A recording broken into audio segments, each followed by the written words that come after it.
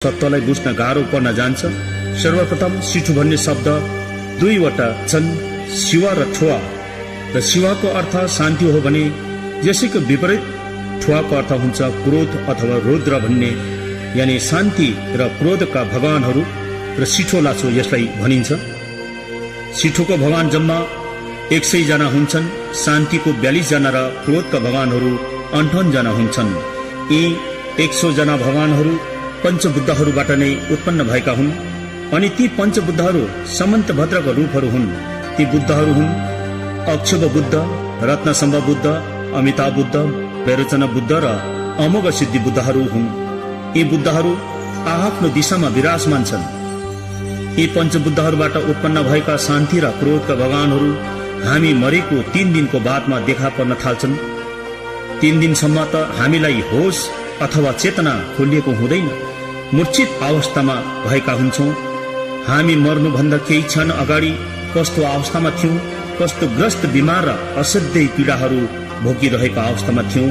तर हाम्रो शरीरमा भएका पञ्च इन्द्रिय, कर्म इन्द्रिय र क्रमशः निस्किँदै गएपछि शरीर प्राय शून्य हुन्छ। त्यो शरीरमा केवल संचेतना, आत्मा अथवा नामसे मात्र हुन्छ। त्यो संचेतनालाई शरीरदेखि छुट्टिन धेरै गाह्रो पर्छ र यसैले आमा र बाबुको मिश्रणले गर्दा त्यहाँ वियोग हुन धेरै कठिन भएको हुन्छ। जब त्यो शरीरबाट उम्किएपछि अथवा त्यो नामसे बाहिर निस्किएपछि अघिको अवस्थाहरू सबै भुलिन्छ र ऊ स्वस्थ प्रकारले उडी हिँडी खुसी साथ कहिले वहाँ कहिले यहाँ क्षण क्षणमा कहाँ कहाँ पुग्छन्। जब उसलाई संचेतनालाई अथवा आत्मालाई भोक र तिर्खाको अभ्यास हुन्छ अथवा सताउँछ, तब उसलाई घरको याद आउँछ। त्यो संचेतना घरमा आइपुग्छ। सबै परिवारलाई सोध्छन्, इष्ट मित्र बन्धु बान्धवहरूलाई पनि सोध्छन्, तर कसैकोबाट पनि उसले उत्तर पाउँदैनन्। उसको बोलीलाई कसैले सुन्दैनन्, किनकि उसले हामीलाई देखे तापनि हामी उसलाई देख्न सक्दैनौं अथवा उसको आवाजलाई हामी सुन्न सक्दैनौं। उसले आफ्नो परिवार र आफन्तजनलाई चिया खाजा दिएको देख्छन्। सबै लाइनसँग बसेका हुन्छन्। ऊ संचेतना पनि उनीहरूकै लाइनमा गएर बस्छन्। सबै जनालाई खाना पिना अथवा भात तिउनहरू दिन्छन्, तर त्यो संचेतनालाई दिँदैन। उसले त्यो बाँड्दै गएको भान्सेलाई आँखाभरि आँसु बनाएर भात माग्छन्, तर उसको बोली सुन्दैनन्। खाना उसले विलाप गरी गरी माया लाग्दो गरी रोएर धेरै समयसम्म भात अथवा खाना मागिरहन्छन्, तर त्यस समयको उसको सुनिदिने कोही हुँदैनन्। संचेतनाको भोग तिर्खा दुःख व्यथा वेदना बुझिदिने कोही हुँदैनन्, कसैले सुनिदिँदैनन्। उसले सबै आफन्तजन परिवारहरूलाई सोध्छन्, तपाईहरूलाई के भयो, किन मदेखि रिसाएको, किन मन दुखाएको, मसँग किन नबोलेको भनेर धेरै जनालाई सोध्छन्, तर कसैले उसलाई देख्दैनन् अनि उसको आवाज पनि सुन्दैनन्। अन्तमा ऊ धेरै दुखी भएर त्यहाँबाट निस्कन्छन्।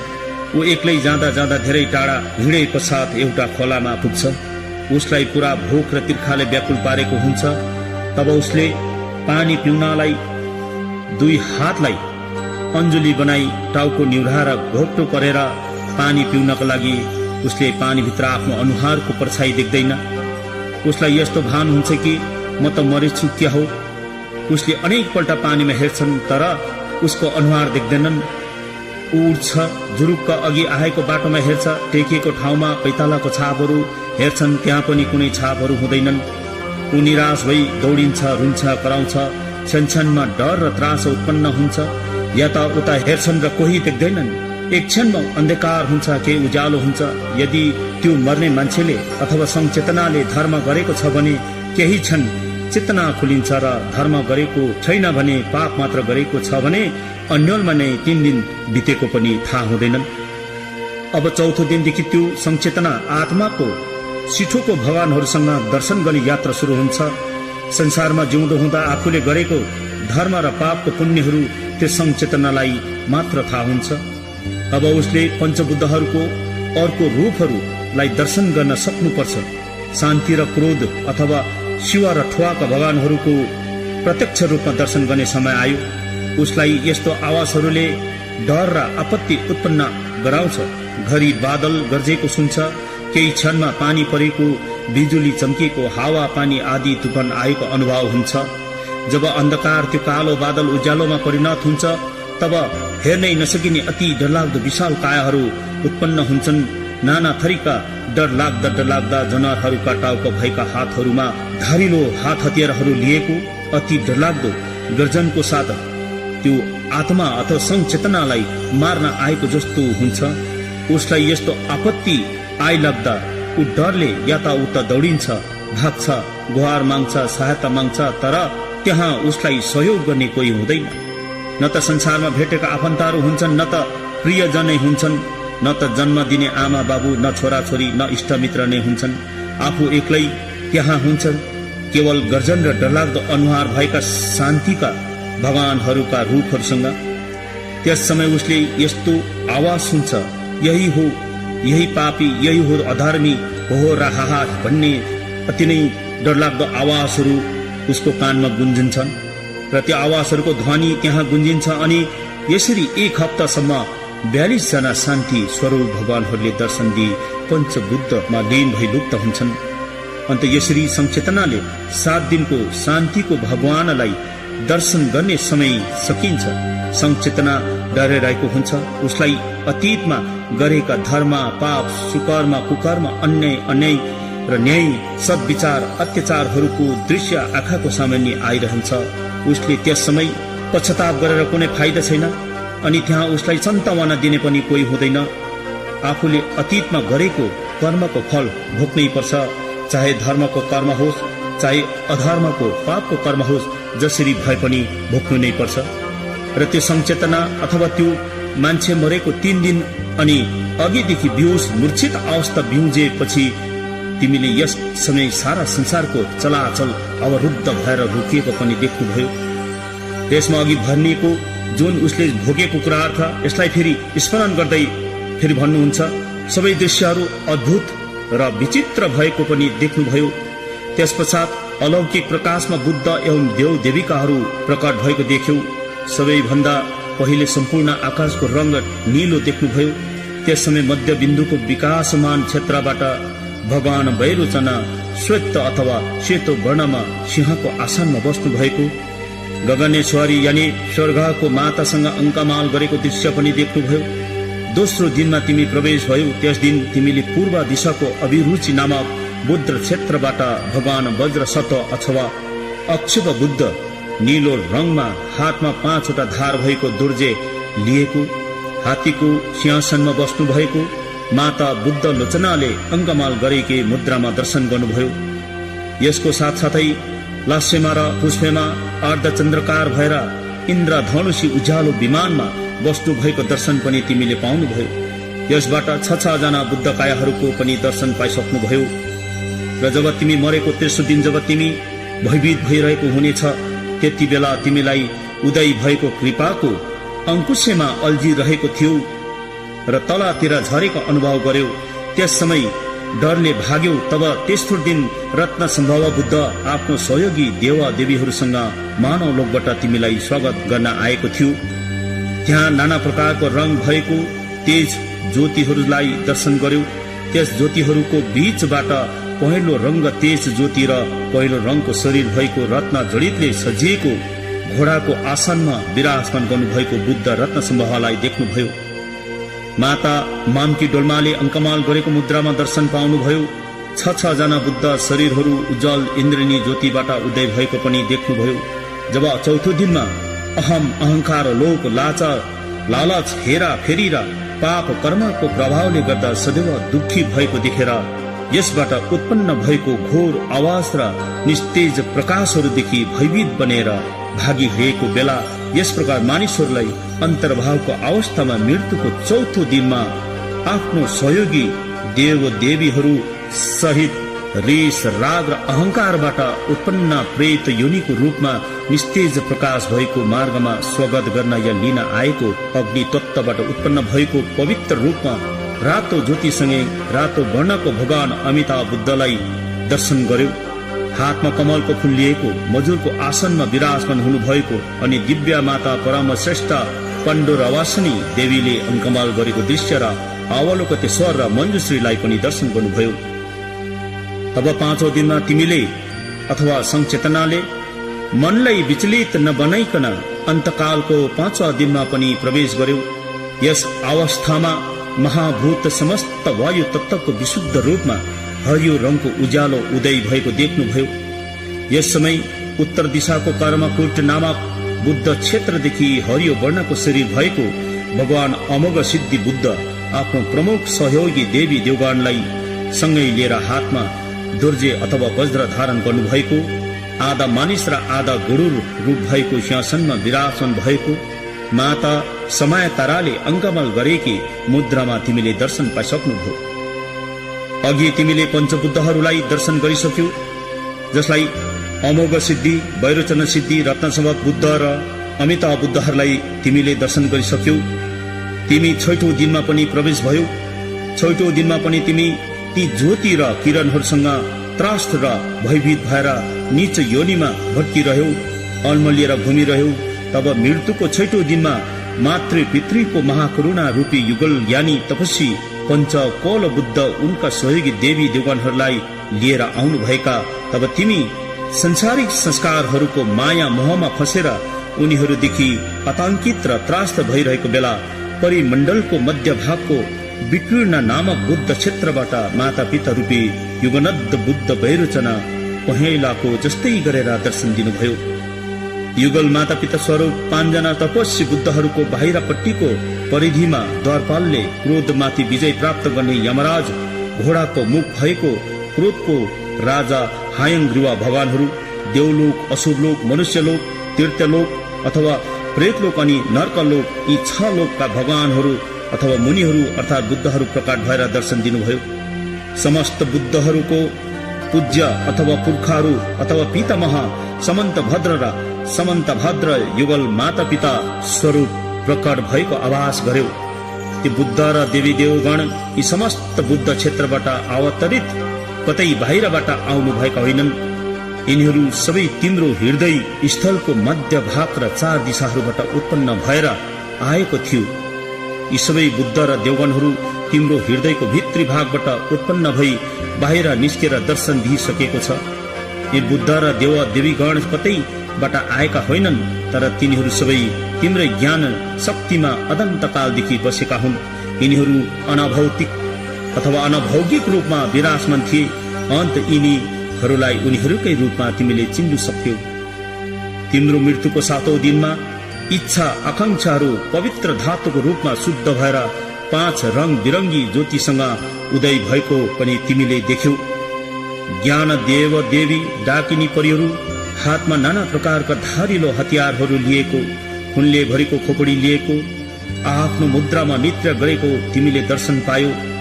परिमण्डलाको बाहिरी हिस्साबाट असंख्य डाकिनीहरू परिहरू, 8वटा महाशमशानहरूका डाकाहरू अथवा पुरुष परिहरू, 4 बुद्ध क्षेत्रका डाकाहरू, वीर योद्धाहरू, किङ्गार धर्म रक्षक धर्मपालहरू, हाड र छालाले बनिएको गरगहना पहिरिएको स्त्री पुरुषहरू, नाना प्रकारका हड्डीले बनिएको बाजा घजा बजाएर तिमीलाई स्वागत गरेको अनुभव गरिसक्यौ। 5 रङ्ग ज्योति जस्तै रङ्गीन धागोमा गुथिएका झैं रङ्ग बिरङ्गी चमचम चम्किने झलक मलक सरर गर्दै एउटा स्वच्छ तेजवी ज्योति 5 जना विद्या र ज्ञानका देवगण विद्याधरहरूको हृदय स्थलबाट उत्पन्न भएर तिम्रो हृदयको छेउबाट आँखाहरूलाई असाध्य वेदना दिँदै आएको थियो। त्यसबेला यसको रङ सँगसँगै मूर्खलोक अथवा पशुलोकदेखि निस्तेज नीलो रङको ज्योति पनि देखा परेको थियो।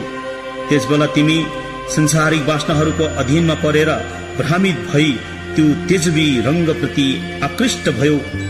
यस अवस्थामा तिमी 5 रङको तेजवी ज्योतिसँग भयभीत र आतंकित भएको थियो। त्यसलाई आफ्नै ज्ञान शक्तिको ज्योति हो भनेर तिमीले चिन्यौ।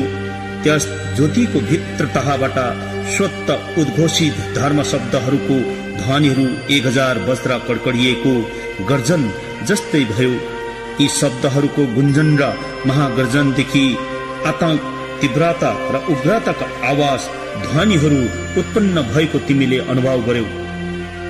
यिनीहरू ध्वनिहरू हे संचेतना, यी ध्वनिहरू गर्जनहरू तिम्रै प्राप्त ज्ञान शक्तिको रूपहरू थिए। यदि तिमी डरायौ भने पशुलोकबाट उत्पन्न भएको निस्तेज हरियो रङको प्रकाशसँग तिमीले अनुराग आकृष्ट भएर मोहमा फसिन्थ्यौ। त्यसप्रति आकर्षित भई मोहरूपी अन्धकारमा फसिएर कुकर्म गर्ने लोक अर्थात् पशुलोकमा पतित भएर सधैँभरि मूर्ख, नबोल्ने, नसुन्ने, लाटा गुङ्गा, अर्काको कमारो भएर बाँच्नु पर्नेछ। त्यहाँ मार मार, काट काट जस्तो अनन्त दुःख कष्ट भोग्नु पर्ने अवस्था तिमीले अनुभव गर्यौ। हे संचेतना, अब 7औं दिनको तला झर्ने अवस्था अथवा तिर्यक, पशुलोक, प्रेतलोक र नर्कहरू, परिचय, प्रार्थनाहरू अनि अन्तर्भावको परिस्थितिमा शान्त र शान्तिप्रिय देवा देवीगणको आगमन, उपस्थिति र आवासहरूको परिचय यो 7औं दिनको यही सम्पन्न हुन्छ र 8औं दिनदेखि 14औं दिनसम्म उग्र रूप धारण गर्ने देवी देवता गणको प्रादुर्भाव अथवा उत्पत्ति अनि उनीहरूको परिचयहरू यसरी सुरु हुन्छ। जो उक्त अवस्थामा अन्तर्भावका 7 दिनभित्र 7 प्रकारको बाधा अडचनहरू थिए, यसकारण सम्यक शान्त देवी देवगण सम्पूर्ण ज्ञानले युक्त भएका विद्याधरहरू सँगसँगै डाका डाकिनीहरू उनको स्वागत गर्न आएपछि क्रोधको आगोमा प्रज्वलित भएका 58 देवगण उक्त शान्त रूपधारी देवगणको विपरीत रूप लिएर प्रकट हुन्छन्। यिनीहरू शान्तिप्रिय देवगण जस्ता हुँदैनन्। यिनीहरू क्रोधी, प्रचण्ड, उग्र र भयानक, डरलाग्दा रगत पिउँदै गरेको हुन्छन्। तर यी सबै क्रोधी, उग्र रूपधारी देवी देवगण सबै अन्तर्भावकै रूपहरू हुन्। अब अन्तर्भावको 8औं दिनमा हेरुका उग्र रूप धारण गर्ने देवी देवगणहरू तिम्रो अघि देखा पर्नेछन्। अन्त तिमी अविचलित भएर उनीहरूलाई चिन्नु पर्छ। गहिरो बदामी रंग भएको महाप्रतापी बुद्ध हेरुका, जसको 3वटा विशाल टाउको भएको, 6वटा बलिष्ठ हातहरू, 4वटा खम्बा जस्तो खुट्टाहरू फैलाएर दृढता साथ उभिरहेको, उसको दाहिनेपट्टिको अनुहार सेतो वर्णको, देब्रेपट्टिको रातो वर्णको र मध्यमको अनुहार गहिरो बदामी वर्ण र त्यहाँबाट आगोको ज्वाला निस्किरहेको, उनका 9वटा आँखाहरू उघारेर भयंकर डरलाग्दो नजरले हेरिरहेको, उनका आँखी भावहरू बिजुली चम्किँदा चर्केका धर्सा अथवा धर्काहरू जस्तो लामा लामा दाँत भएको, अणरण भन्ने शब्दहरू हाहार होको शब्दहरूमा अट्ठास गर्दै हाँसिरहेको, तीखो आवाज शिश गरेर सिटी बजाइरहेका आफ्नो केशराशिहरूलाई ठाडो पारेर फिजाइरहेको, खोपडीहरूको मालाहरू पहिरिएको, हातहरूमा डरलाग्दा हात हतियार लिएको, बुद्ध क्रोधीश्वरीले अङ्कमाल गरिरहेकी, उनको हातमा शङ्खाको पात्रमा रगत मुखमा हाल्दै गरेकै खुन पिउँदै कण्ठबाट मेघ गर्जन जस्तो आवाज निस्किरहेको, यी देवी देवगणहरू तिम्रो मस्तिष्कको मध्यमबाट प्रकट भएर तिमीलाई दर्शन दिइरहेका छन्। यस्तो देखेर तिमी भयभीत त्रास्त नहुनु। वास्तवमा उनीहरू त भगवान वैरोचन बुद्ध युगल माता पिता दुवैको साक्षात रूपहरू हुन्। र तिमी 8औं दिनको पश्चात 9औं दिनमा वज्रकुलका हेरुका देवगण आत्मा अथवा संचेतनालाई स्वागत गर्न आउनेछन्। नीलो वर्णको शरीर भएको 3वटा मुखहरू, 6वटा हातहरू अनि 4 खुट्टामा दृढता साथ उभिएको, उसले पनि अघिको हेरुकाले जस्तै खोपडी हड्डीका मालाहरू लगाएका, वञ्चरो वज्र खोपडी लिएको माता वज्र क्रोधीश्वरीले अलिङ्गन गरिरहेकी मुद्रामा उभिएको र तिमीले यस्तो दर्शन पाउनुहुनेछ। सुन, संचेतना उसको हातमा पनि रगतले भरिएका पात्र लिएको र वज्र हेरुकालाई पिहाउँदै गरेको तिमीले देख्नेछौ। उनीहरू तिम्रो मस्तिष्कको पूर्वी कोणबाट निस्किएको भगवान वज्र सत्व अथवा अक्षव बुद्धकै साक्षात रूप हो। तिमी उनीहरूसँग नडराऊ, बरु यसलाई भक्ति गर अनि तिमीलाई कल्याण हुनेछ। र तिमी मरेको 10औं दिनमा तिमी प्रवेश हुँदैछौ र त्यस दिनमा तिमीले रत्न कुलका भगवान रत्न हेरुका पहेँलो वर्णको शरीर धारण गर्नुभएको, 3वटा मुख, 6वटा हात अनि 4वटा बलिष्ठ खुट्टाहरू फैलाएर उभिएको मुद्रामा दर्शन दिनुहुनेछ। मातृका रत्न क्रोधीश्वरीले पितृरूप रत्न हेरुकालाई अङ्कमाल गरिरहेकी, हातहरूमा रत्न खडक गदा लिएको, घण्टी, मानव खोपडी, त्रिशूल लिएको रूप तिमीले देख्नेछौ। उनीहरू त तिम्रै मस्तिष्कको दक्षिण कोणबाट निस्केको माता पिता रूपी युगनद्ध रत्न सम्भवका साक्षात रूपहरू हुन्। यसकारण तिमी डराउने काम छैन। भयभीत र त्रास्त हुनु हुँदैन। उनीहरू त तिमीलाई मुक्ति गराउन दर्शन दिन प्रकट भएका हुन्।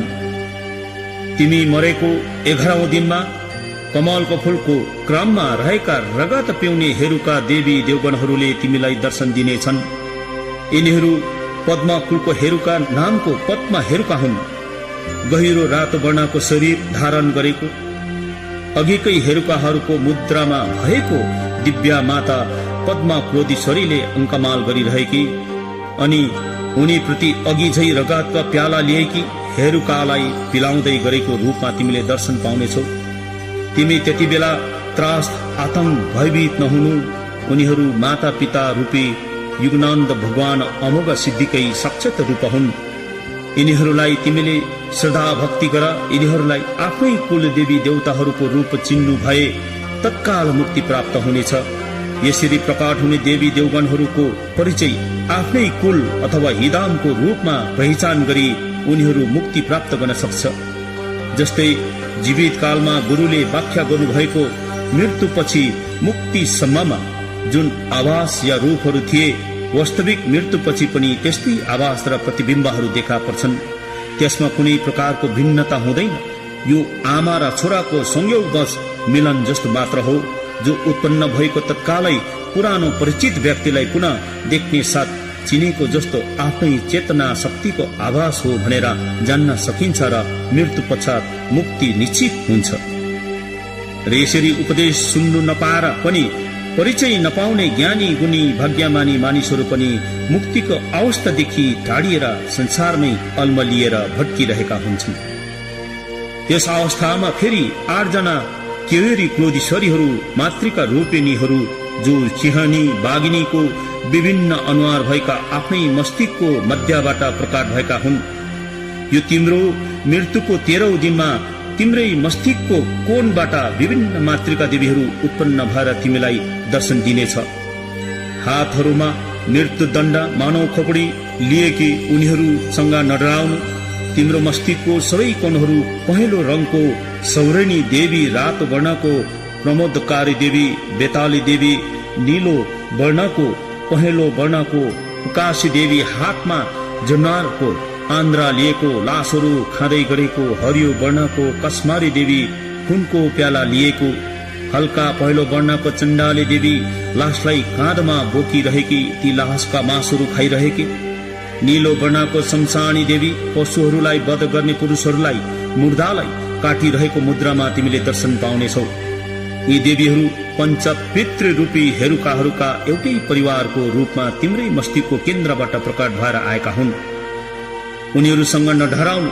नाना थरीका मुद्रामा कोही मुर्दा बोकेको, कसैले खाइरहेको, कसैले मुर्दाहरूलाई चेपिरहेको, कसैले मुर्दालाई फोरेर अङ्ग भक्षण गरिरहेको किसिम किसिम प्रकारका अनुहार भएका देवी देवगणहरूको तिमीले देख्नेछौ र दर्शन पाउनेछौ। यसै कारण तिमी नडराउनु। जे जति दृश्यहरू उत्पन्न भएर दर्शन दिन्छन् तिनीहरू सबै तिम्रै चेतना शक्तिको आभासहरू र प्रतिबिम्बको रूपमा चिन्नुहोस्। यो तिम्रो मरणको 14 दिन हो, जब तिमीले उग्र रूपका ठुवाका भगवानहरूलाई तिमीले दर्शन गरिसक्यौ अनि ती ठुवाका अथवा क्रोध रुद्र देवगणहरूले तिमीलाई दर्शन दिइसकेका थियो। र अब तिम्रो यो 14औं दिनको अन्तको दिन हो, जहाँ तिमीले 100 जना शान्ति र क्रोधका भगवानहरूलाई सम्पन्न सबै भगवानहरूलाई दर्शनको अन्तको दिन आइसकेको छ। र यो 14 दिनको दिनमा 4 जना नारी द्वारपालहरू विभिन्न रूप र रङ्गहरूमा अनि नाना प्रकारको मुद्रामा दर्शन पाउनेछौ। 28 जना उग्र रूप धारण गर्ने क्रोधीश्वरी देवीहरू, नाना प्रकारका नाम भएका उग्र देवी राक्षसनीको अनुहार जस्तो भएका रूपहरू, जस्तै प्रजापन्नी, कुमारी, इन्द्रेणी, अनन्दी, भृङ्गारी, अमृता, रातो चन्द्रिका, दण्डेनी आदि देवीहरूले तिमीलाई दर्शन दिइरहेको छ।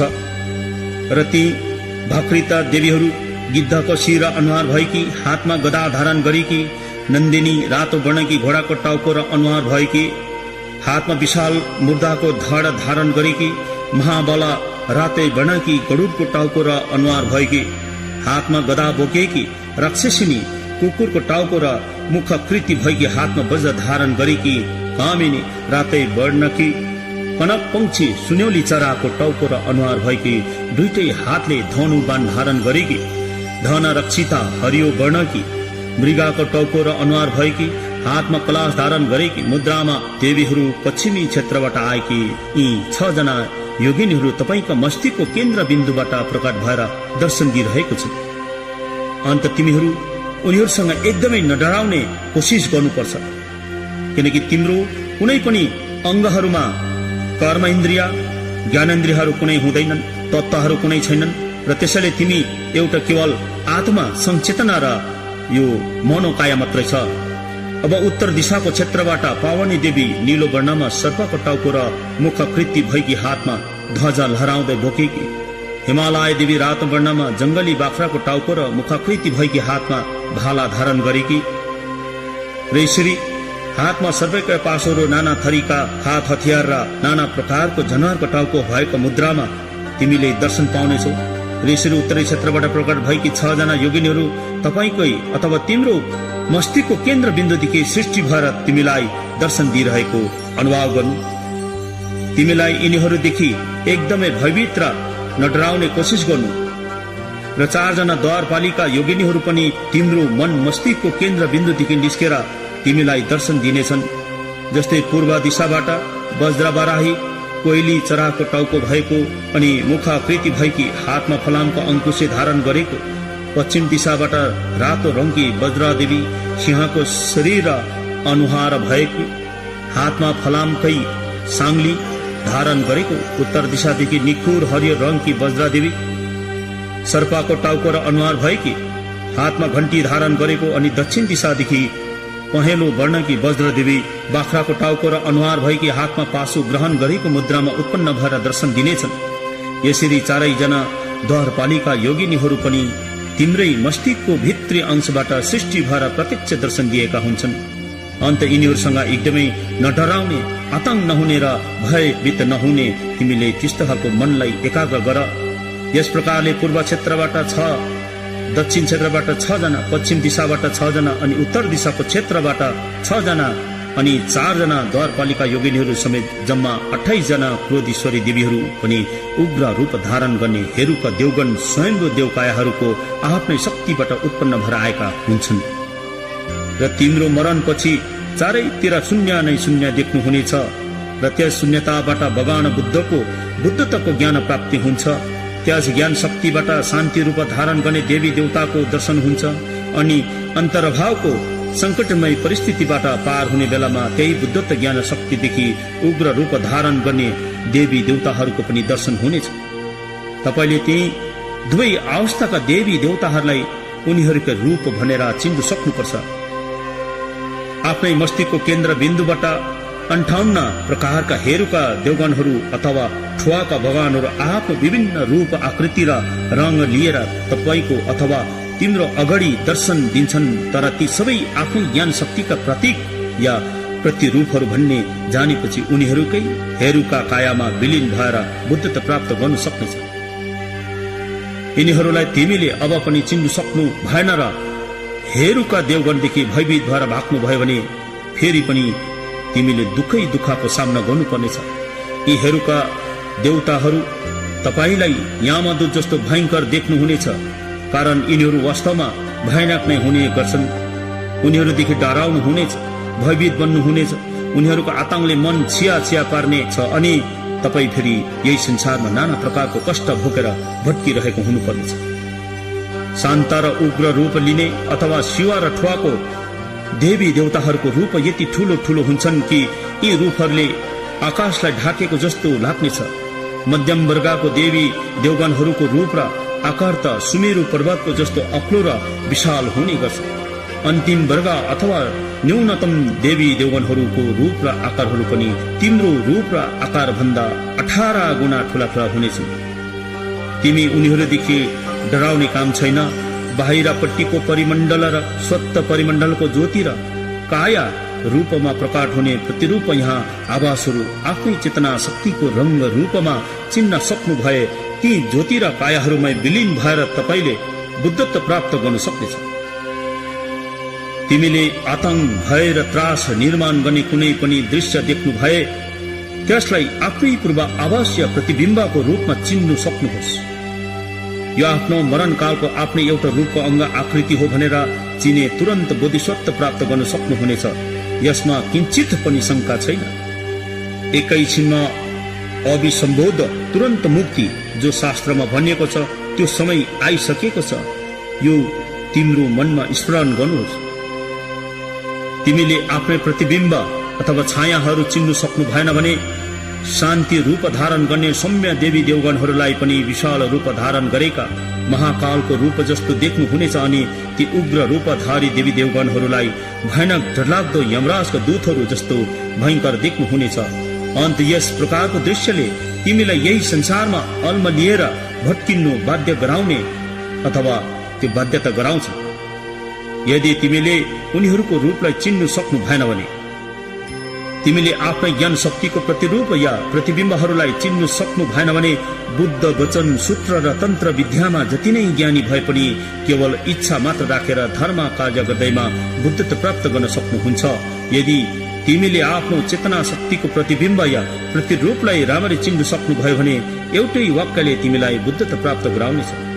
उक्त आफ्नै स्वर, आवाज या प्रतिबिम्बहरू चिन्ह र शब्द मृत्यु भएको उपरान्त अन्तर्भाव अथवा भाडोको संकटपूर्ण परिस्थितिदेखि रक्षा गर्न आउने देवी देवगणहरूको स्वरूपलाई धर्मराज यामको विशालतम शरीर जस्तो जसले आकाश नै ढाकेको जस्तो देख्नुहुनेछ।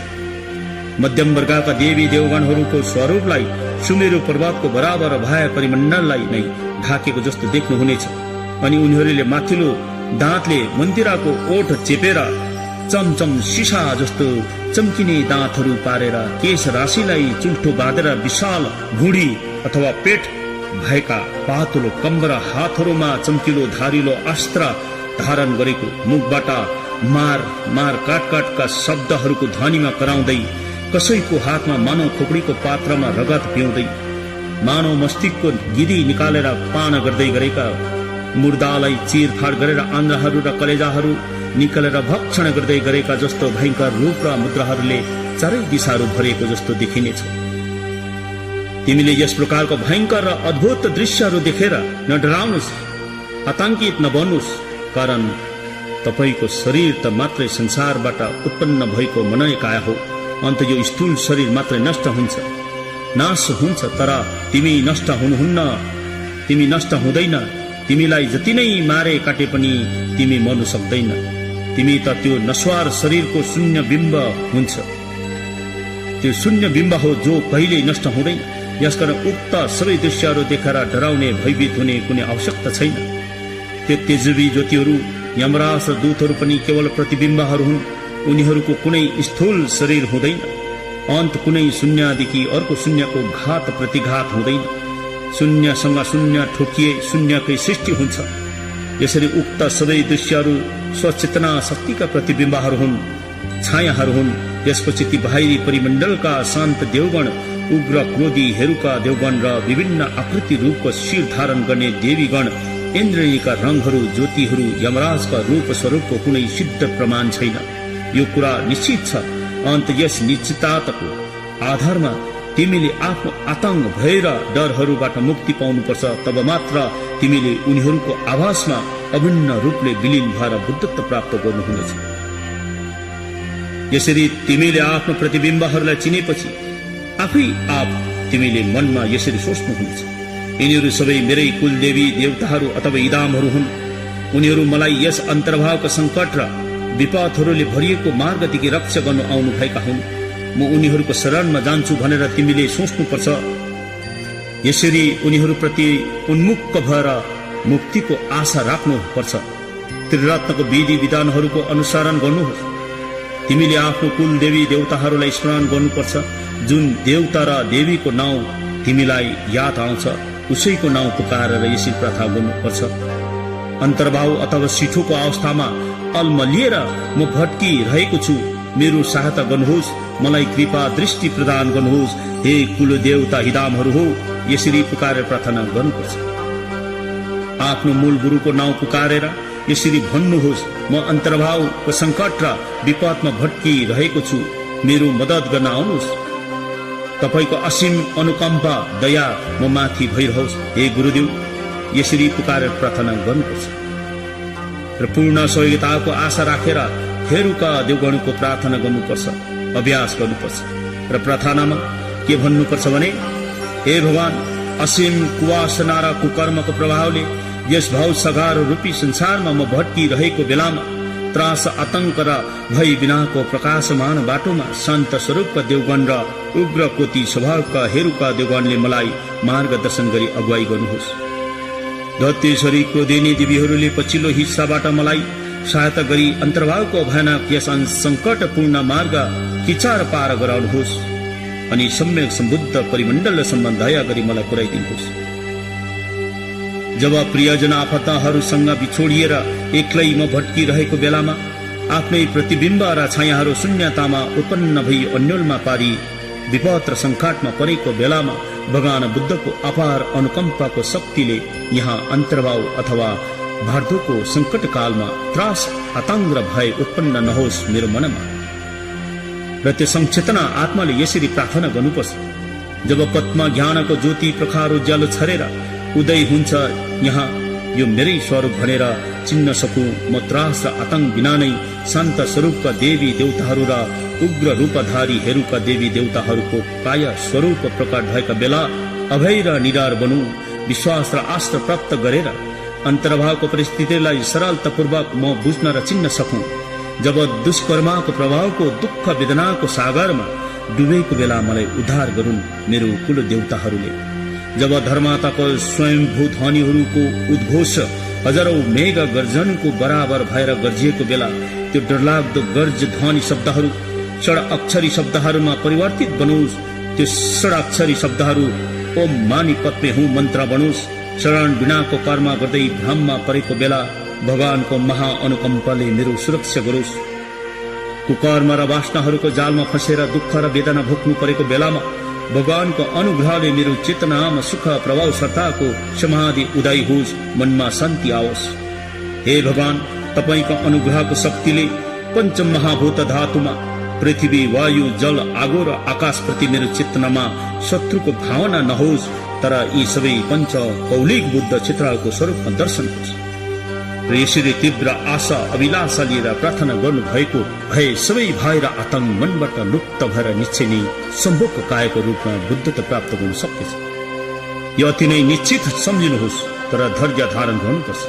उक्त प्रार्थनाहरूलाई कम्ती भन्दा कम्ती पनि हामीले 3 दिनसम्म यसलाई प्रार्थना गर्यौं भने यसबाट हामीले पाउनुपर्ने लाभहरू अनि हामीले उद्धार र मोक्ष भन्ने कुराहरूलाई अति नै सरल प्रकारले प्राप्त गर्नेछौँ।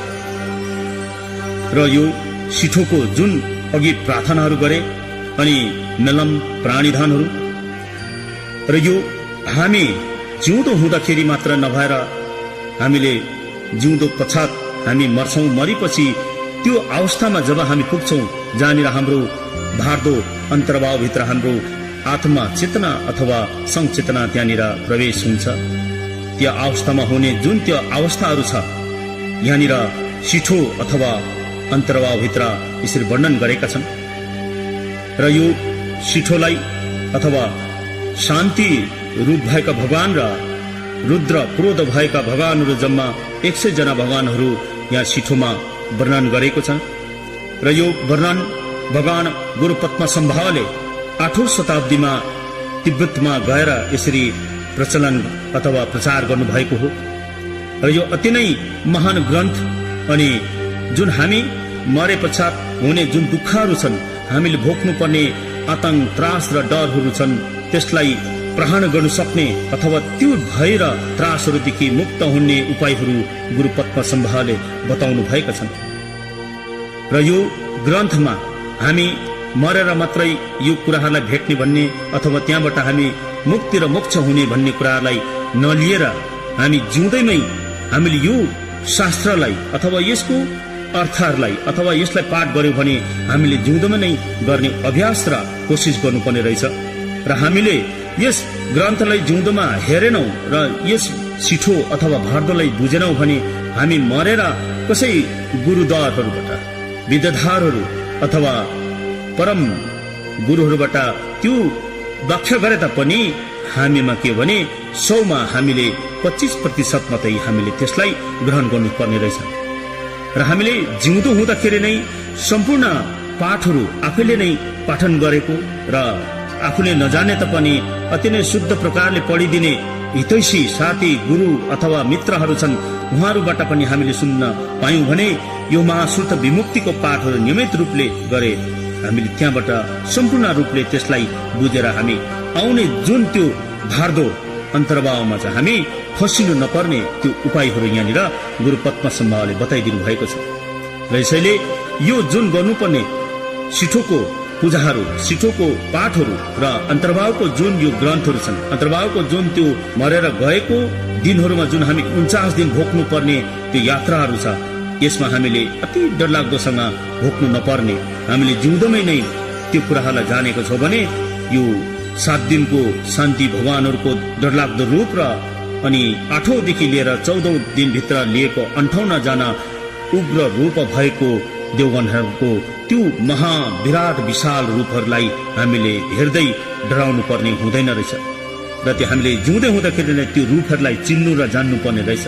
र यसैलाई हामी यो जुन सिठोको पाठ अनि सिठोको जुन यहाँ मेलम गरियो अनि यसलाई जुन यो प्राणीधन मेलमहरू यहाँनिर गरियो र यसको प्रभाव अनि जुन यो सिठोको यहाँ व्याख्या गरियो अथवा यो यसको अर्थहरू यहाँनिर बताइयो र यसले सारा संसारको प्राणीहरूलाई कल्याण हुन सकोस् अनि जुन यो कल्याण मात्र नभएर यसमा सारा संसारको प्राणीहरू जहाँनिर देव असुर मनुष्य पशु प्रेत र नरकमा बसेका प्राणीहरू छन् र त्यो प्राणीहरूको हितको लागि यो अडियो क्यासेट अथवा आर्थिक सहयोगको लागि जेसेन थार्बलिङ सार्वजनिक बौद्ध गुम्बाको प्रयासमा सिठोको मेलम अथवा प्राणीधन साथै प्रवचन प्रस्तुत गरेका छौं। हामीलाई आशा छ यस मेलम र बुद्ध बाणीले सबै मानव पशु प्रेत नरक अनि समस्त त्रिधातुका प्राणीहरूलाई कल्याण हुनेछ भनी हामी त्रिरत्न प्रति आस्था गर्दछौं र यसैले यो सबैलाई कल्याण होस् र सबै प्राणीहरूले यो शास्त्रलाई सुनेर बुझेर सबै प्राणीहरू उद्धार र मोक्ष प्राप्त गरून् भनी हामी भगवान त्रिरत्नप्रति आशा राख्दै यो मेरो सिठोको प्रवचनलाई यही राख्दछु। धन्यवाद।